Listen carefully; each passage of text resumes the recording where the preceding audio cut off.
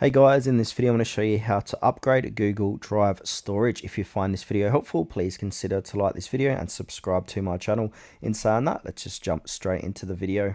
Okay, so what we need to do is access our Google Drive. So I'm going to do this on Google Chrome, click on the drive. And now once we're inside Google Drive, on the left hand side we've got different tabs. Under where it says your storage, click on get more storage. And now once this page loads, this is where you can go ahead and upgrade your Google storage. So depending what you want, so we've got a few different options. So most popular plan is going to be the one that appears first, but we can go ahead and click this and change this if we like, or we can do 200 gigabytes or 100 gigs. So choose which one. Now we've got two options to pay monthly or pay annually. So you're going to save money if you're going to pay annually, and it's going to show you your savings too. So if you want to go ahead and get discount, click on get discount if it's annually or monthly. Also monthly you got a little bit of discount, but it's not as good as the annually one. So go ahead and click on get discount on either one, and then from here you got to agree to Google's terms and service.